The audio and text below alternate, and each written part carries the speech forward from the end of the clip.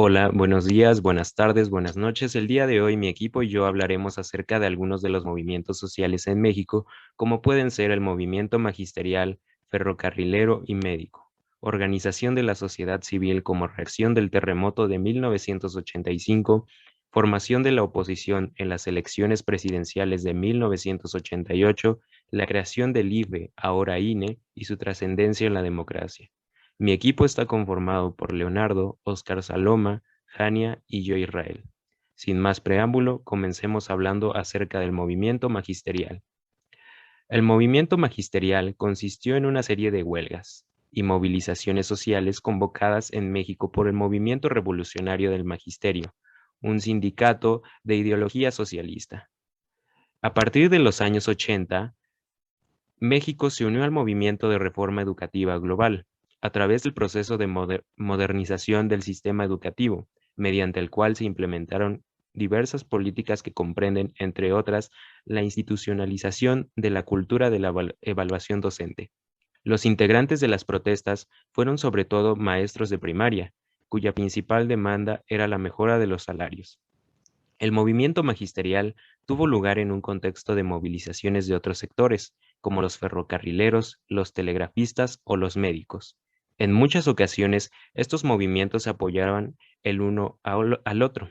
Las peticiones específicas del movimiento magisterial quedaron recogidas en un manifiesto redactado en el mismo 1958. En este documento, los maestros comenzaban diciendo que de acuerdo a las cifras oficiales, en julio de 1956 ganábamos el 14% menos que en 1939, en tanto que en marzo de 1958 la diferencia es más de 35%. La respuesta del gobierno fue reprimir violentamente las manifestaciones. La actuación policial y militar causó la muerte de varios manifestantes, así como de un gran número de heridos. Cárdenas, el actual en ese momento presidente de México, había existido un proyecto educativo socialista, pero a diferencia de lo ocurrido con otros sectores, nunca llegó a desarrollarse por completo. Otro movimiento que marcó la historia de México fue la formación de la oposición en la elección presidencial de 1988. En 1988, una supuesta caída del sistema de cómputo provocó dudas acerca de un fraude electoral cuando Manuel Bartlett era titular en la Comisión Federal Electoral, encargada de recuento de votos, y dio el triunfo a Salinas de Gortari. El 6 de julio de 1988, millones de mexicanos acudieron a emitir su voto. El nivel de participación fue de 50.4%. Sin embargo, el resultado de las elecciones del presidente de la República, senadores, diputados y asambleístas no se dio a conocer esa noche, sino hasta una semana después, lo que despertó muchas especulaciones. A las 3:10 de la mañana, Jorge de la Vega Domínguez, presidente del Comité Ejecutivo Nacional del PRI, había proclamado el triunfo de Salinas. México triunfó y dio a Carlos Salinas de Gortari una victoria contundente, legal e inobjetable, dijo de la Vega. Los candidatos presidenciales Cuauhtémoc Cárdenas, Manuel Clouthier y Rosario Ibarra acudieron a las oficinas de la Secretaría de Gobernación para denunciar anomalías en los comicios. Los candidatos opositores Cuauhtémoc Cárdenas, Rosario Ibarra de Piedra y Manuel señalaron la noche del 6 de julio de 1988 la supuesta falla de las computadoras, por lo cual no se conocieron los primeros resultados de la votación nacional, y afirmaron que era una manipulación de la Secretaría de Gobernación para no reconocer que el partido oficial había perdido. Ante la CFE fueron denunciadas múltiples irregularidades registradas en la jornada del 6 de julio, ante ellas duplicación de credenciales electorales, repartición anticipada de boletas electorales ya cruzadas en favor de PRI, entre otras. Sin embargo, el 7 de julio, el PGR informó que había recibido en sus oficinas instaladas en todo el país solo 8 denuncias formales por hechos considerados delitos cometidos durante el proceso electoral. El 2 de julio, Francisco Javier Obando Hernández, responsable de Cómputo Electoral Nacional, y su secretario Román Gil, militante del Frente Democrático Nacional y colaboradores de Cuauhtémoc Cárdenas, fueron asesinados a balazos en la Ciudad de México. El presidente de la CFE, y secretario de Gobernación, Manuel Bardel Díaz, solicitó a todos los partidos políticos aceptar el mandato de la voluntad popular. La crisis política generada tras la elección de 1988, marcada por el fraude y la ruptura del PRI, dio paso a varios cambios en la vida política nacional, entre ellos la fundación del PRD.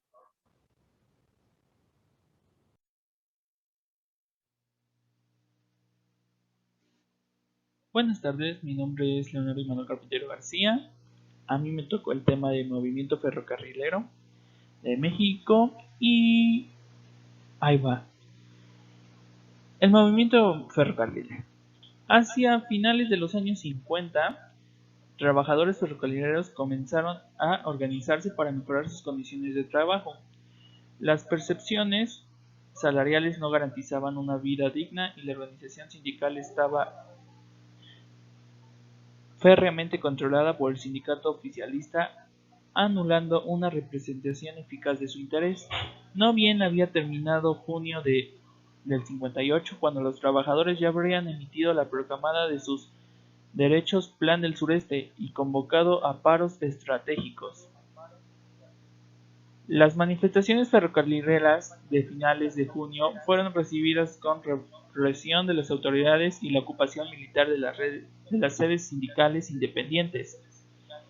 El llamado sindicalista a una tregua que cumpliría las condiciones establecidas en los contratos colectivos fue contestado con despidos y detenciones masivas, entre las que se encontraban por supuesto el liderazgo sindical ferrocarrilero.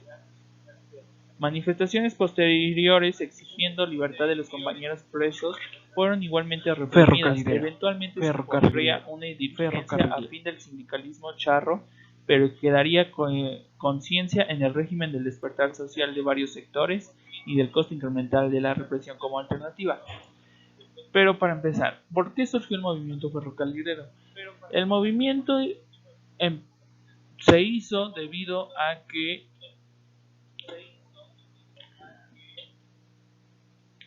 no el pago salarial era muy poco para lo que ellos trabajaban, entonces se hizo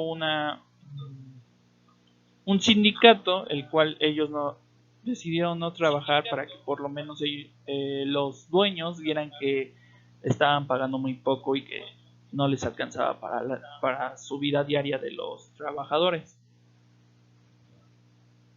Actualmente las manifestaciones en las calles son motivo de molestia de quienes se ven afectados en sus trayectos laborales, escolares o cotidianos. Si bien es cierto que se paga un costo alto en contaminación y productividad perdida, también en lo que es el derecho a manifestarse rara vez en la primera alternativa de los afectados, por decisiones públicas o privadas. También cierto es que hemos comenzado a dar por sentado que las condiciones bajo las cuales nos manifestamos no son una gracioseada. El movimiento ferrocarrilero ocasionó que no hubiera mucho, ¿cómo se diría? Mucha venta internacional de nuestros productos y tampoco que llegaran productos internacionales a México.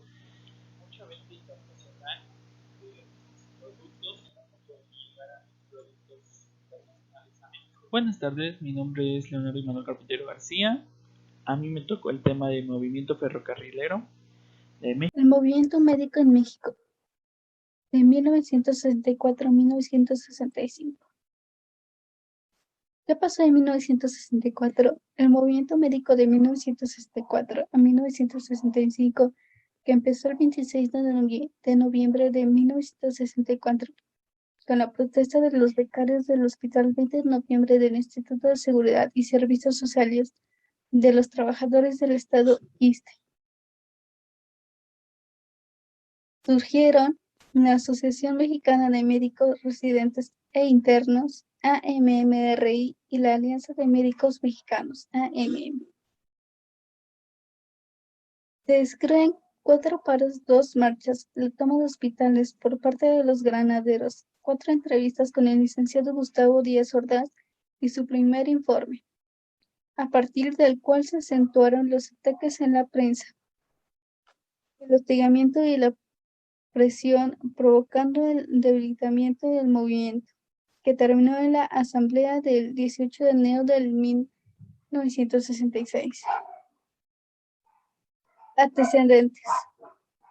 Las condiciones sociales, laborales y económicas de los médicos en el siglo pasado cambiaron a partir de la Segunda Guerra Mundial, durante la cual el doctor Gustavo Vaz, como secretario de Asistencia y más tarde de la Secretaría de Salubridad y Asistencia, SSA, designó a un número importante de médicos mexicanos para su especialización en hospitales de Estados Unidos, donde había una carencia de médicos porque se encontraban en los frentes de la batalla.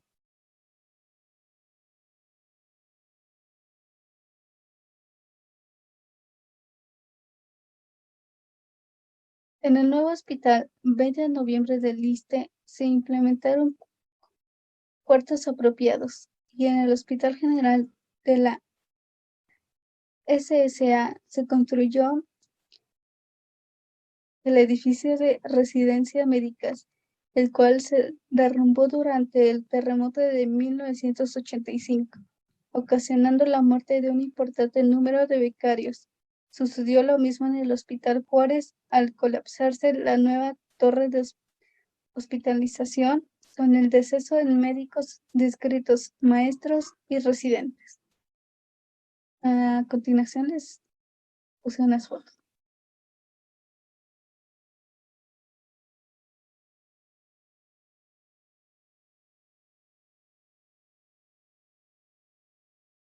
A las 7:19 horas, un temblor de 8.1 grados en la escala de Richter dejó una estela de muerte, dolor y escombros.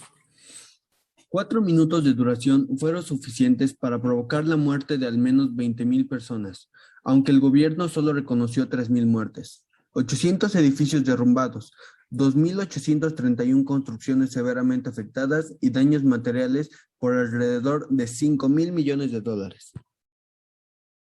Hincados y con las manos en señal de oración, intentaban mantener la calma, mientras los edificios aledaños caían como fichas de dominó y el asfalto de las calles se abría en enormes boquetes. Una densa capa de humo pintó el ambiente. El olor a sangre empezó a apoderarse de las calles. Los bebés que sobrevivieron al derrumbe de la zona de maternidad del centro médico fueron una luz de esperanza. Cuando el ejército mexicano instrumentó el plan de N3, la población ya estaba volcada en las calles, realizando labores de rescate. El apoyo internacional surgió con destreza y rapidez. La ONU, Cuba, España, Estados Unidos y Argentina son algunas de las 31 naciones hermanas que con total generosidad enviaron a México 1,081 toneladas de ayuda. Luego vendrían las críticas a la sensibilidad gubernamental, a los reflejos oficiales. Propios y extraños criticaron la incapacidad del entonces presidente Miguel de la Madrid Hurtado para reaccionar a la emergencia. 34 años después, el entorno urbano de la Ciudad de México cambió para siempre. Nuevos parques, plazas y unidades habitacionales ocuparon los espacios de las construcciones derrumbadas. También surgió un movimiento social que avanzó con la democratización de México entero. La participación política de la ciudadanía se multiplicó. Nuevos grupos políticos y organizaciones no gubernamentales surgieron para relevar el gobierno, exigir cuentas y transparencia en acciones. A día de hoy se sigue hablando de este suceso. Personas que lo vivieron aún lo cuentan con profunda tristeza. Está claro que algo así nunca se olvidará. Además, con situaciones así, vemos que México está unido en las buenas y en las malas. El 5 de febrero de 1917, la Constitución Política de los Estados Unidos Mexicanos estableció la Junta Empadronadora, las juntas computadoras locales y a los colegios electorales como organismos encargados de organizar y calificar el proceso para calificar al presidente de la República, así como a los miembros del Congreso de la Unión. En 1946, el entonces presidente Manuel Ávila Camacho promulgó la Ley Federal Electoral, misma que se reformaría en 1951, y crea la Comisión Federal de Vigilancia Electoral. Transcurriendo el año 1990 y como resultado de las reformas realizadas a la Constitución en materia electoral, el Congreso de la Unión expidió el Código Federal de Instituciones y Procedimientos Electorales y ordena la creación del Instituto Federal Electoral, a fin de contar con una institución imparcial que dé certeza, transparencia y legalidad a las elecciones federales. En 1993, el Poder Legislativo de la Unión otorgó al IFE las siguientes atribuciones: declarar la validez de las elecciones de diputados y senadores, expedir constancias de mayoría para los ganadores de estos cargos, establecer topes a los gastos de campaña. Llegado el 10 de febrero de 2014, la reforma constitucional en materia política electoral rediseñó el régimen electoral mexicano y transformó el Instituto Federal Electoral en una autoridad de carácter nacional, el Instituto Nacional Electoral. De nuestra parte, eso fue todo y muchas gracias por su atención. Hasta luego.